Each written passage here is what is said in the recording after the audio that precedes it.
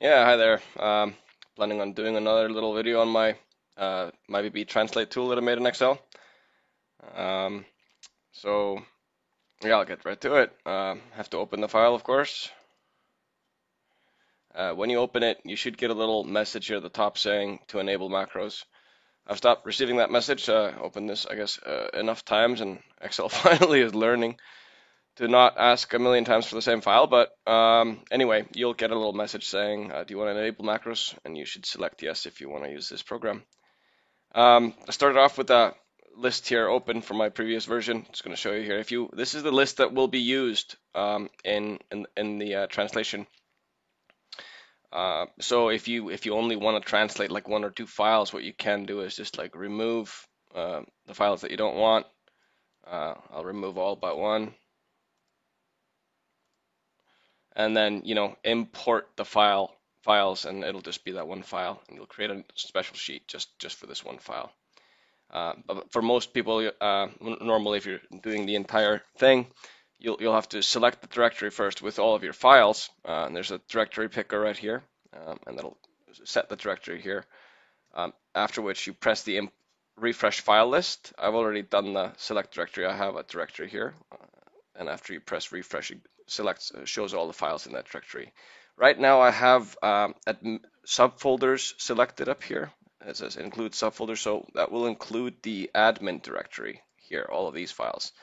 I recommend to do separately. Do first control panel, and no, first just the main ones, and then the admin, just by deleting all of these first, and then you have two sheets, one for control panel, no, one for admin and one for just the regular files.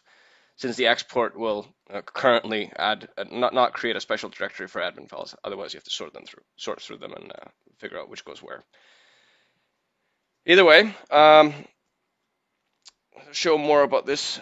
So this is basically the directory where your original PHP files are.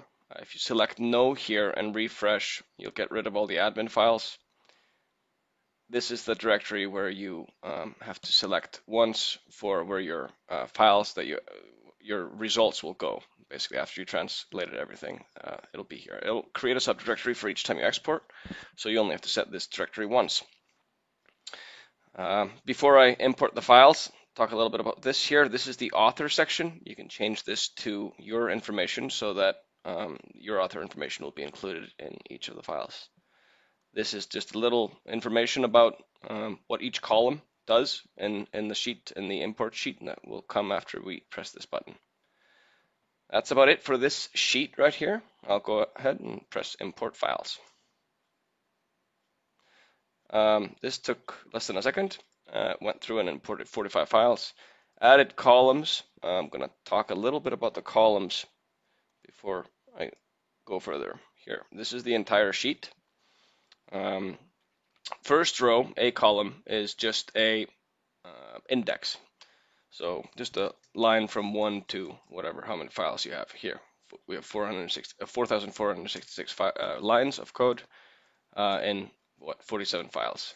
Second column is the line number of each file. So here we have announcements. It has 16 lines. So, and then we start the next file, and that's line 1. Status column, well, this is obviously just the file name. The status column is basically for the translator just to use as he wishes. It doesn't really affect anything else. You can change this and have what you want here. If you want to change this somehow, that's fine. It will not break anything. But I would not change any of these other white cells here or the to translate. The only area that you're really supposed to edit is the green area and the black areas. So this is optional if you choose to use it. Original column is the file as it is in the PHP file. Original fixed is almost always exactly like this, but there's a few lines, about 24 lines or so, which had some space issues, like right here. And they will be colored red like this. There's conditional formatting that colors them red if they're different. So every time you see a red, you should check if my program did something wrong or if it's all good. Like in this case, flip back and forth here, you can see it's missing a space. If you look up here, you can see the space is not there like in every other file. There's always a space after the equal sign. So the program will only use this going forward. So if there's some mistake, and this was actually more correct than this, then you should fix the original fixed so that your export will include the fix that you make yourself. To translate, this is the column that needs to be translated. So basically this is what you have to just translate into the green cells. You can use Google Translate, just copy this into Google Translate, get yourself started here. That's the main purpose of this program. And then of course you have to edit the Google Translate, as that's not always perfect. Result, after you put in the translation here, there's a macro you can run. There's a toolbar here that pops up every time you run this. Every time you open run an import, it pops up.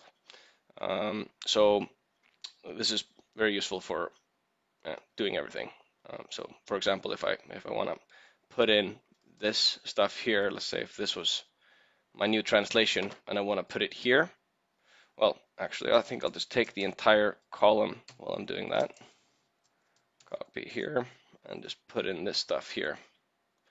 So now this is my new translation, but it's identical to the original. So I want to change it all a little bit, find all the A's and put in some Y's.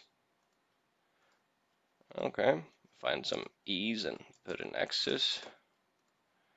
So now I've changed all of this very much. In order to write my translation into this column, which basically will replace this text with this text in this text and put it here, you have to press the write result. Before you do that, you probably want to write your author information, which I'll do right now. And now I get my author information everywhere where author information is. This will always be the same range as is in the control panel here. So if you make this range shorter, you see it's called author. If you would make it 4 lines or 6 lines, then that would be what would go here. So you need to be sure to check if you make it more and it goes down into this range, that'll probably mess things up. So I recommend just to have 5 lines or 4 lines or less. But if you do more, you'll have to take a look. And if you do less, the thing is that this last column here, which I haven't actually discussed yet, it needs to be looked at if you're changing the line numbers. So I'll talk about this column a little bit. Basically, it's called export, but it sets what the result should be made. There's 4 options here: merge translation, original fixed, translation only, and skip line. So if I have skip line, when I press write result, it'll skip this line. It'll just be an empty line. If I would have translation only, it would only put this. And if I would choose original fixed, it would choose this column here. It's the original fixed column, and put that here. It'll turn red if you have text in your translation column and you have this set to original fixed.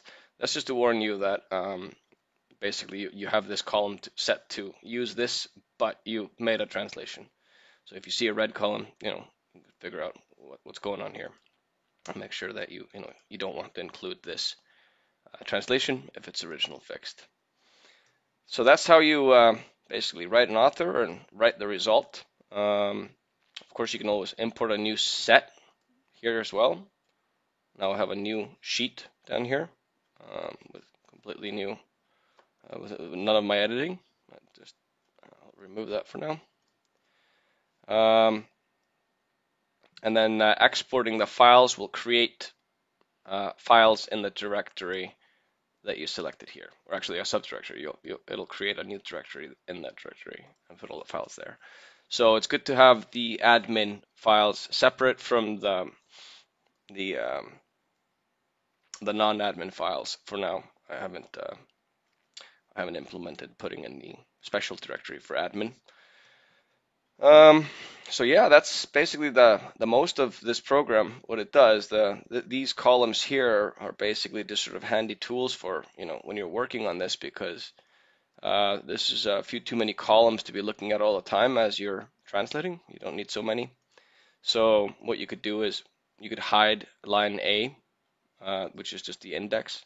It's actually kind of a useful column to sort by. If you've been sorting this list left and right, you want to get it back in the right order. So sorting by this list is pretty useful. Also, you should make sure to sort it by this list before you export. Otherwise, all of your lines will be in whatever order you have them in. But like I was saying, as you're working, you want to hide some columns, and I'll just go ahead and do that right here. Right. Maybe before I do that, I'm going to show you the resize columns, because after we hide all of these columns, these two columns will be the only columns left, and they could be a little wider. To make them wider, we have to make sure that these columns are also wider. Otherwise, the line spacing, see the space underneath here, this will be everywhere, because this column is actually taking 2 lines. So I'd start by going to the result. Let's see what's going on here. That's a little strange. And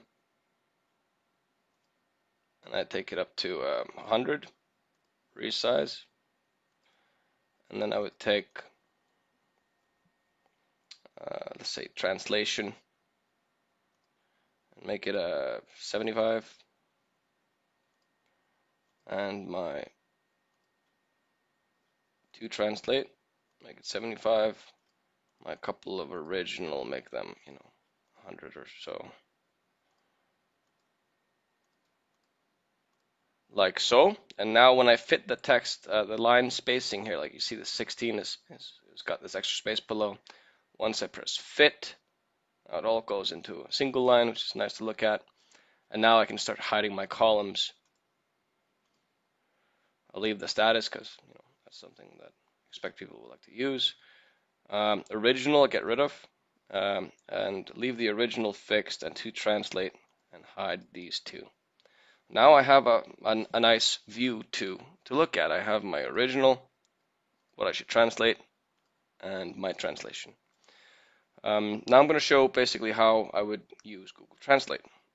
Copy a bunch of files, lines here. You can take way more. You can go hundreds of lines into Google Translate. It'll take a lot of text. And you copy it, and then you select your Google Translate and paste it there. Copy it and paste it into your translation. I'll show my result column and write the results. And now basically my Google Translate is in the results. I'll press write results now. That's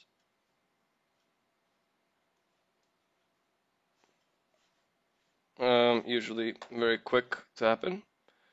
I have to open that folder. Let me see here.